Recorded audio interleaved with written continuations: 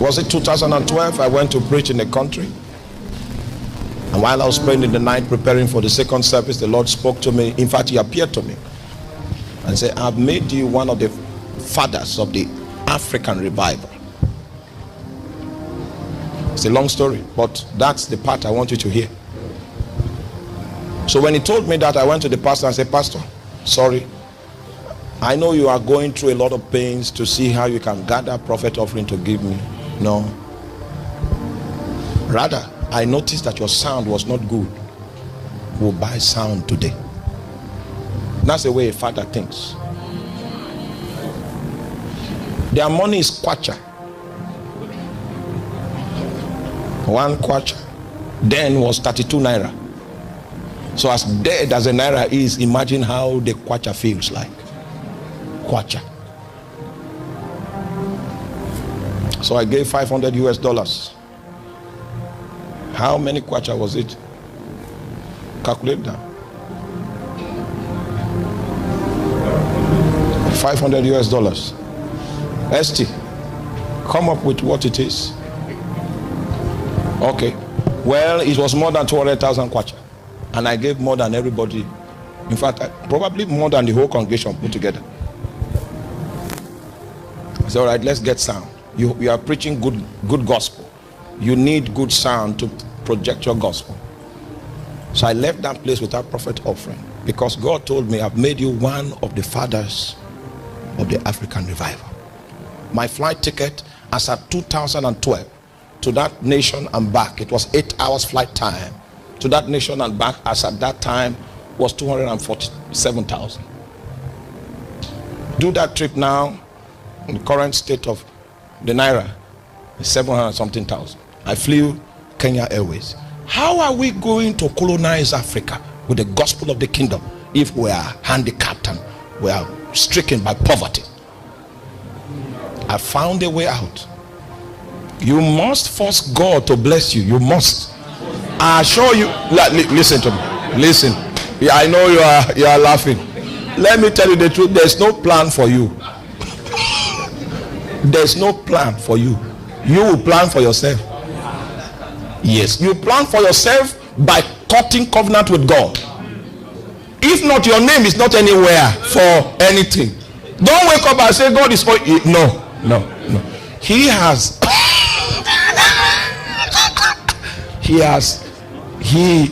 released the responsibility that will make you a custodian of financial matters. He has released it to your hand. The way of the kingdom is the way of sacrifice. A man without sacrifice does not have a future. By design, the life of mortal man is designed to be insufficient. The best you can do will not survive the winter. And so what wise men do is that they cut covenant with God. His own supplies never come to an end. So we trade our insufficiencies so that we can get his sufficiency. That's how we survive. Over and above the economy, over and above the rule and reign of a tyrant, we survive. Because we are plugged into something that cannot die. Force God to bless you. Force it.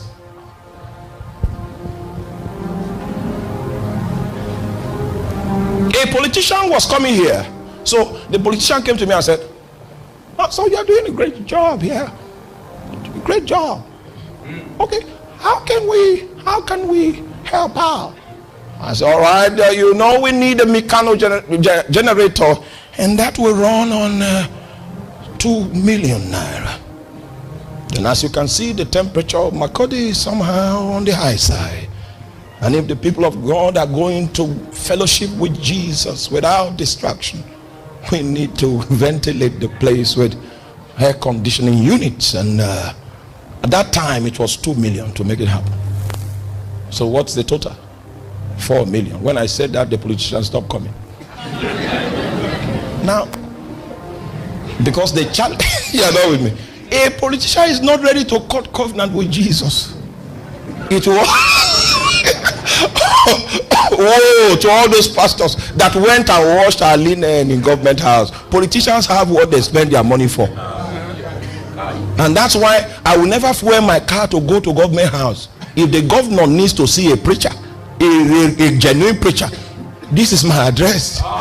Yeah, that's how it works. Some of you might think it's pride. We are the ones that have made the gospel cheap. Custodians of blessings, they don't go around looking for men.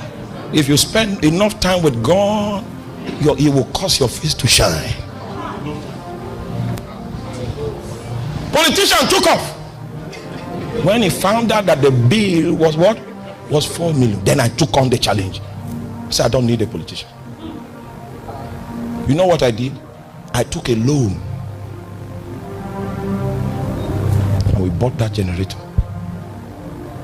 to fix this. Then I went to him and said, we fixed the air conditioner. Your people are happy. It took 7 days for him to answer. Yes, 7 days. Have you done anything because of his name before? Or have you done anything because of his people? That's the reason why you did it. Not because of anything that you stand to gain. Such is the way of the kingdom. The kingdom has advanced because our ancestors were men that served beyond self. Oh my God. Oh my God. Many of them gave their lives in order for this Bible to get to us today. We will not do less. It may not be that we'll shed blood, but in many ways we will die to see that the scriptures reach the other side of this continent. It's by sacrifice that we move it on. And when sacrifice stops, the kingdom stops advancing. So I preach to you again, force him to bless you. He touched his heart and he told me to open an account, and I opened it in Zenith Bank. Right? So when I go preach somewhere, people say we are blessed, can we have your account number? I give them Zenith. Before I came here, I had an alert there. I have a minimum of 3 alerts on the average in a day. These are not people I preach to. These are not people, I don't even know them. I don't know whether spirits put money there. But you know what? When that obedience, it was not that God requested it of me. I plugged in, and my name entered into the voucher. It translates in alert today. I pay people school fees from that alert. Yes, plenty of people school fees, but it never goes to 80,000. Never. It's from that account my family fees. And you know, I like many people. My clan is large.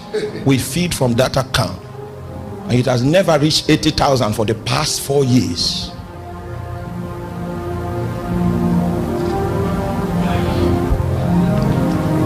If he can trust you with it, he will make it available. But you must register yourself with this sacrifice. This is how we do it. If I preach, if I tell you something else, then I lie, because I know how God blesses men. There's no plan for you. Please help me tell your neighbor, there is no plan. Don't just wake up and go to the hills and say, we look into the hills. Nothing will come. That's not how to do it. There is no plan. The politician left. From that day, I say, there were two such days in my life that I said I will never look to man again. First was my uncle. He was in Abuja. He was the director of finance villa under Yaradua. Comes home every week with 10 million in Ghana, Moscow. And when I say every week, I'm telling you the truth. So much so that he went to a shrine and brought an Ezemo home. Say, okay, what do you get in the shrine? All right, we sign you up. You come home. Gave him a room in his house so that his private practice. Had so much money. But before he gives you the money, you must go and receive blessing from the Ezemo. Then I said, let it be far from me. You see, my earthly dad was a man of conviction. I think I learned that from him. Never to be afraid to declare your conviction. I learned that from him. Politicians came to my dad and said, "You are an elder. Be attending our meeting at least to encourage us." He said, "You cannot sit in a company of old men that tell lies." That's how that's how my dad is. He's too old for that. He has a conscience. Sit in the congregation of scorners.